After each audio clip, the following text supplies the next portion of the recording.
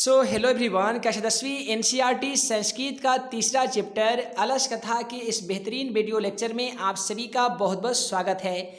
यानी आज की इस वीडियो में हम लोग पढ़ने जा रहे हैं 10वीं कक्षा के संस्कृत का तीसरा चैप्टर अलस कथा, जिसका हिंदी अर्थ होता है आलसियों की कहानी। तो आज की इस वीडियो में हम लोग आलसियों की कहानी इतने मज़ेदार तरीके से पढ़ने जा रहे हैं ना कि आपको ज़िंदगी में कभी भी आलसियों की कहानी चाहकर भी आप नहीं भुला सकते हैं। और इससे रिलेटेड आपके मैट्रिक एग्ज़ाम पेपर में जितने भी सवाल पूछे जाते हैं उन सभी सवालों का जवाब भी आपको इस कहानी के माध्यम से मिल ही जाएगा। तो चलिए फिर सबसे पहले हम लोग क्या करते हैं कि कोई भी कहानी पढ़ने से पहले उस कहानी का जो परिचय होता है, पाठ परिचय होता है, सबसे पहले हम लोग उस पाठ परिचय को जानने की कोशिश करते हैं। तो यहाँ पे आप सभी देख पा रहे हैं कि यह पाठ यानी अलस कथा विद्यापति द्वारा रचित पुरुष परीक्षा नामक कथा ग्रंथ से संकलित एक उपदेशात्मक लघु कथा है। यानी इसके रचनाकार जो है वो विद्यापति जी हैं, इन्हीं के द्वारा ये रचित कथा है। और ये पुरुष परीक्षा नामक कथा ग्रंथ जो है इसी से लिया गया एक छोटा सा उपदेशात्मक कथा है। विद्यापति ने मैथिली, अवहट तथा संस्कृत तीनों भाषाओं में ग्रंथ की रचना किए हुए हैं। यही कारण है कि विद्यापति को मैथिली कवि के नाम से भी जाना जाता है। पुरुष परीक्षा में धर्म, अधर्म, अर्थ, काम इत्यादि विषयों के संबंध में अनेक मनोरंजन कथाएं भी दी गई है। आलस कथा में आलस्य के निवारण के लिए प्रेरणा दी गई है। इस पाठ में संसार में कोई भी विचित्र गतिविधि का परिचय भी मिलता है। यानी इस पाठ में आप सभी को बताया जाएगा कि आलस से मनुष्य को किस प्रकार से मनुष्य का दुश्मन होता है आलस। अगर कोई भी व्यक्ति अगर आलस समा गया है तो उसका निवारण कैसे किया जाएगा, इस पाठ के माध्यम से आप सभी जानेंगे। यहाँ पे सबसे पहले जानने की कोशिश करते हैं आलस क्या होता है। तो किसी भी काम को देर से करने या उसे करने से बचने को ही क्या कहते हैं, तो आलस कहते हैं। अब आलसी किसे कहते हैं, तो जो सुस्त यानी निकम्मा व्यक्ति होता है उसे आलसी कहा जाता है। आलसी व्यक्ति जीवन में सक्रिय नहीं होता है और समय पे अपना काम ही पूरा नहीं करता है। इस स्वभाव के लोग जो होते हैं ना, वो काम करने से बचने का बहाना ढूंढते हैं या फिर अपना काम जो है वो दूसरे लोगों से करवाते हैं। तो ऐसे व्यक्तियों को आलसी व्यक्ति कहा जाता है। अब आइए हम लोग संस्कृत में इसका व्याख्या जानते हैं आलसियों की कहानी की। तो आपका पहला लाइन से शुरुआत होता है अयम पाठः, यानी यह पाठ विद्यापति कृतस्य कथा ग्रंथस्य पुरुष परीक्षा नीति नामकस्य अंश विशेषो वर्तते। यानी यह पाठ विद्यापति रचित कथा ग्रंथ पुरुष परीक्षा नामक ग्रंथ का अंश विशेष है। आप इसे आसान भाषा में ऐसे भी बोल सकते हैं कि यह पाठ यानी अलस कथा विद्यापति के द्वारा रचित पुरुष परीक्षा नामक ग्रंथ का एक अंश है या पुरुष परीक्षा नामक ग्रंथ से लिया गया है।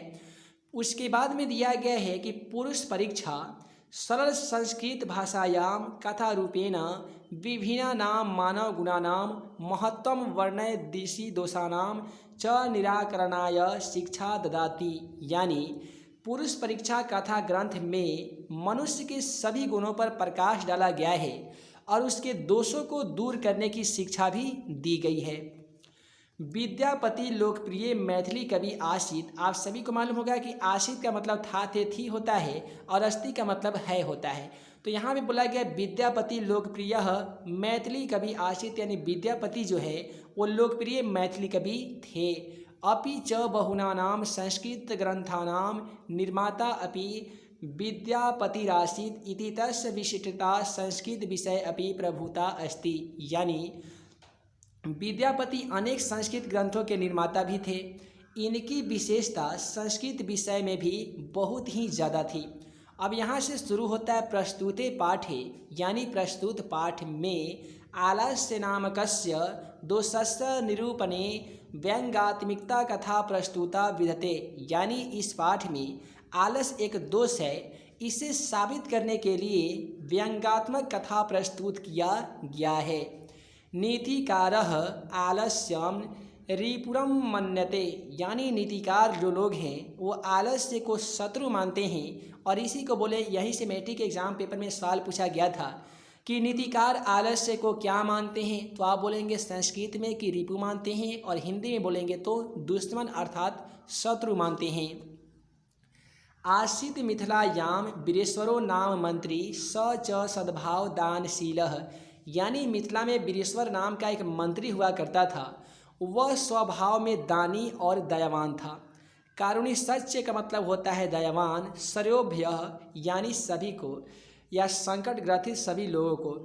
दुर्गते भयो और अनाथे भयो प्रतिमिच्छा भोजनम दाप्यति। यानी वह संकटग्रस्त तथा अनाथ लोगों को प्रत्येक दिन प्रत्यक्ष मिच्छा भोजनम का अर्थ होता है इच्छा भर भोजन देता था। तन्मय लभे आलस्य वस्त्रे दाप्यति यत। यहाँ पे आलसियों को भी अन्न एवं वस्त्र दिया जाता था क्योंकि अब क्योंकि में बताया गया है कि निर्गतिनाम स सर्वेषामलसः प्रथमो मतः। यानी दुखी मनुष्यों में पहला स्थान आलसियों का ही होता है। किंचिम क्षमते करुणो जाठ रेना अपि वही नाना।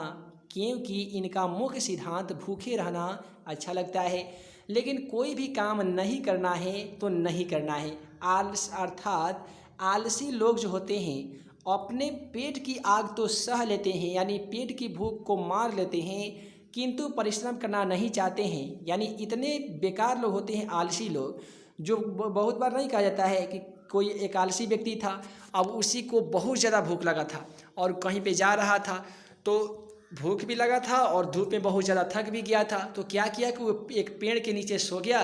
कुछ देर के बाद में जब उसका नींद टूटा ना, वो भूख से तो बहुत ज़्यादा तड़प रहा था कि मुझे बहुत ज़्यादा भूख लगा है, और इंतज़ार में भी था कि कोई दानशील पुरुष आता हमको भोजन दे देता तो हम खा लेते। अब क्या हुआ कि उसी के जड़ सामने एक आम का फल गिरा, तो वो सोच रहा है कि अब कौन जाएगा उसको आम को उठा कर खाने, उतना मेहनत करने से बेहतर है भाई नहीं खाओ। तो ऐसे क्या हुआ कि ऐसे आलसी पुरुष क्या होते हैं कि वैसे अपने आलस के कारण ही भूखे मर जाते हैं और वे भोजन ग्रहण नहीं करना चाहते हैं। उसके बाद में दिया गया है कि ततो अलसा पुरुषानाम तट्टे लाभम तृष्णुत्वा। यानी इसके बाद आलसी व्यक्ति को वहाँ खूब धन लाभ सुनकर बहुत से तोंद फुलाने के लिए लोग जमा हो गए। क्योंकि उसका स्थिति भी था कि सुविधाजनक स्थिति को देखकर सभी लोग उसे प्राप्त करना चाहते थे। और कोई एक ऐसा जीव है जो अपनी जाति का सुख देकर नहीं दौड़ता हो। यहाँ पे बताया गया है अलसशाला में जो मंत्री थे वीरेश्वर, वे सभी आलसियों को वस्त्र फ्री में देते थे, रहने के लिए अलसशाला का निर्माण करा दिए थे और भर पेट भोजन भी दिया करते थे। किसको? तो जो अनाथ था, जो संकट ग्रसित व्यक्ति था और जो आलसी था, जो वास्तव में आलसी हो। अब इसी के मौका का फ़ायदा उठाते हुए बहुत सारे ऐसे लोग थे जो एक दिमाग में योजना बना लिए कि ऐसा करते हैं, हम लोग भी आलसी का रूप धारण कर लेते हैं और हम लोग भी जाते हैं वीरेश्वर के आलसशाला में और वहाँ पे आराम से रहेंगे, ना कोई काम धाम करना है, भर पेट भोजन मिलेगा, वस्त्र मिलबे करेगा, आराम से मौज मस्ती की ज़िंदगी व्यतीत किया जाएगा। अब क्या हुआ कि अब जाहिर सी बात है सुविधाजनक स्थिति को देखकर भला कौन ऐसा लाभ प्राप्त करना नहीं चाहेगा। अब कौन ऐसा जीव है जो अपने जाति का सुख देकर नहीं दौड़ता है, ये आपको मालूम होगा। आसान भाषा में कहे तो सभी कोई अपने जाति का सुख देखकर आकृष्ट हो जाते हैं, यानी जलन युक्त हो जाते हैं। अब यहाँ पे कहानी बताया जाता है कि बाद में आलसियों का सुख देखकर धूर्त भी बनावटी आलस से दिखाकर भोजन ग्रहण करते थे। इसके बीच में आलसियों पर अधिक खर्च देखकर राजपुरुषों द्वारा, राजा के जो पुरुषों थे, जो नियोगी पुरुष कहा गया इस चैप्टर में, उसने विचार किया कि बुद्धि से हीन पर दया करके स्वामी द्वारा केवल आलसियों को वस्तु दी जाती है, कपट से आलस से हीन भी वस्तुएं प्राप्त कर लेते हैं, ये हमारे आलस से है। अब वहाँ पे जितने भी लोग थे ना, जितने भी नियोगी पुरुष थे, उन्होंने एक योजना बनाया कि आखिर इसमें क्या हुआ है, अलसशाला में आखिर कौन से लोगों की बढ़ोतरी हो गया है जिससे अलसशाला का जो खर्च है वो बहुत ज़्यादा बढ़ गया है और बहुत ही ज़्यादा वस्तुएं खपत हो रही है। तो ये जो योजना थी ना, ये योजना लेकर सभी जो नियोगी पुरुष थे वे कहाँ चल जाते हैं, तो राजा के पास चले जाते हैं और राजा के पास जाकर ये सभी कहानियों को वर्णित करते हैं और बताते हैं। बताने के बाद उन सभी आलसियों की पहचान करने के लिए एक योजना चालू की जाती है। आइए बता देते हैं वो योजना किस प्रकार से तैयार की जाती है। अब वहाँ पे योजना बनाया गया कि आखिर जितने भी आलसी आलसशाला में बनावटी रूप धर कर आ गए हैं अपने तोंद फुलाने अर्थात भोजन ग्रहण करने के लिए, तो आखिर उन सभी धूर्त लोगों की पहचान कैसे की जाए। तो उसमें बनाया गया एक योजना कि ऐसा किया जाए, आलसशाला में रात को चारों ओर से आग लगा दिया जाएगा। अब जाहिर सी बात है कि आलसशाला में आग लगाया जाएगा ना, तो जितने भी बनावटी आलसी थे, जो धूर्त लोग थे, जो कहीं ना कहीं भेष धारण करके भोजन ग्रहण करते थे, वे सभी लोग आग लगी को देखकर उसमें से भागने का प्रयास करेंगे और पलायन हो जाएंगे अर्थात भाग जाएंगे। और जो लोग वास्तव में आलसी हैं वे मर जाएंगे लेकिन भागना गवारा नहीं करेंगे। सेम टू सेम यही योजना किया गया। अब आलसशाला में क्या किया जाता है, एक रात को चारों ओर से आग लगा दिया जाता है। अब चारों ओर से जैसे आग लगता है ना, तो जितने भी बनावटी आलसी किस्म के जो लोग होते हैं वे सभी लोग आग लगी को देखकर पलायन हो जाते हैं अर्थात भाग जाते हैं। और उसमें केवल 4 ऐसे पुरुष रहते हैं जो आग लगी, भयंकर आग लगी को देखकर भी पलायन नहीं होते हैं, आलसशाला से भागने की कोशिश नहीं करते हैं। अब ये जो 4 आलसी पुरुष था, यहीं से मैट्रिक के एग्जाम पेपर में सवाल पूछे जाते हैं कि आलसी अलस कथा पाठ में आलसियों की संख्या कितनी थी। तो आप बताएंगे कि सर अलस कथा पाठ में आलसियों की संख्या कितनी थी, तो 4 थी। और जितने भी इसके अलावा आलसी थे वो सब बनावटी आलसी थे। अब यहाँ से अब एक आलसी बोलता है कि कथमय कोलाहोला, ये सांस्कृतिक वर्ड है कि कथमय कोलाहोला यानी किस बात के लिए शोरगुल हो रहा है, यानी हल्ला गुल्ला हो रहा है। तो दूसरा आलसी उसको जवाब देता है कि समझ लो कि आग लग गया है। अब आग लग गया है तो तीसरा कर करी वो फिर आग लग गया है, तो वो कह रहा है कथी। अब तीसरा व्यक्ति कहता है, जो तीसरा आलसी होता है, कि मिलाइए बगल में जो लोग देख रहे हैं आग लगी को, वो कितने अधर्मी लोग हैं। हम लोग यहाँ पे आग लगी में फंस कर जल रहे हैं और वो लोग हमारा तमाशा बन के देख रहे हैं। वे कितना अधर्मी हैं, वे चाहते तो हम लोग पर एक ठंडा कंबल नहीं डाल सकते थे। अब यही बात सुनकर चौथा आलसी भी कह रहा है कि सच में इस दुनिया में न्याय का कोई चीज़ ही नहीं रहा। हम लोग यहाँ पे आग लगी में तड़प रहे हैं और कोई ऐसा धार्मिक जो पुरुष है वो हम लोग पर ठंडा पानी भी नहीं डाल रहा है। तो ये चारों आलसिया था ना, ये सभी आपस में क्या कर रहा था, बात कर रहा था कि ये सब दूसरे को दोष दे रहा था, बल्कि अपने आप को बचाने की कोशिश नहीं कर रहा था। अब क्या हुआ कि मंत्री परिमंडल में जितने भी वहाँ पे लोग थे जो ये चीज़ को देख रहे थे कि आखिर सब बात क्या कर रहा है, तो सभी लोगों को लगा, यहाँ पे आप सभी देख पा रहे हैं, तब चारों की आपसी में बात सुनकर उसके ऊपर फैली हुई आग को देखकर नियोगी पुरुष की मृत्यु होने का भय चारों आलसियों को बाल पकड़कर खींचते हुए बाहर निकाला गया। तब उन्हें इस प्रकार से देखकर नियोगी पुरुष द्वारा कहा गया। अब यहाँ पे देखिए, नियोगी पुरुष यानी जो धार्मिक पुरुष होते हैं, जो लोग आलसशाला की रखवाली करते थे, उनके द्वारा कहा गया कि लगता है अगर इसे बाहर नहीं निकालेंगे ना तो ये इसी में जलकर मर जाएगा, लेकिन अपनी जान की रक्षा नहीं करेगा। तो इस डर से सभी लोग क्या किया कि आलसशाला के जितने भी कर्मी थे सभी को केस पकड़कर और वहाँ से घसीटते हुए उस महल से बाहर निकाला। और यहीं से मैट्रिक के एग्जाम पेपर में सवाल पूछे जाते हैं कि आग लगी में फंसे हुए आलसियों को किस प्रकार से बाहर निकाला गया, तो आप बताइएगा कि उसे केस पकड़कर बाहर निकाला गया। अब वहीं पे इस निकालने के बाद एक नियोगी पुरुष के द्वारा एक कथन कहा गया है। क्या कहा गया है आइए बताते हैं। बोला गया है पतिरेव गति स्त्री नाम बाला नाम जननी गति। उसके बाद बोला गया है नालसा नाम गति काली चलो लोके कारुणिक विना, यानी स्त्रियों का रक्षक पति होता है। पतिरेव गति स्त्री नाम, यानी स्त्रियों का जो रक्षक है ना वो पति होता है। अब यहीं से मैट्रिक एग्जाम पेपर में पूछा जाता है कि स्त्रियों का रक्षक कौन होता है, तो आप बताइएगा कि पति होता है। उसके बाद में बोला गया है बाला नाम जननी गति, यानी बच्चों का रक्षक माँ होती है।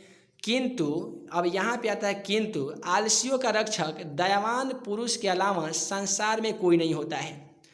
उसके बाद में बताया गया है कि पश्चातेषु चतुष्वर्षेषु तपो अपो अधिकतरम वस्तु मंत्री दापयामासः, यानी और उसके बाद में क्या हुआ ना, पश्चायेतु का मतलब होता है ठीक उसके बाद उन चारों को पहले से भी ज़्यादा वस्तु मंत्री ने देना चालू कर दिया और उन सभी आलसियों को और ज़्यादा भरपेट भोजन मिलने लगा।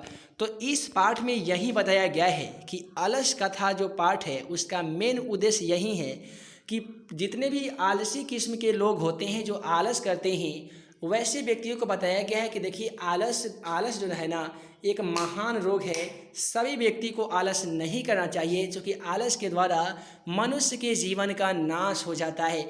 आपसे भी रिक्वेस्ट है, अगर आप में आलस होगा ना तो आज से त्याग ही दीजिए, क्योंकि आलस से ना ही कोई राजा बन पाया है, ना ही अपने जीवन में अपने ऊंचाइयों को छू पाया है।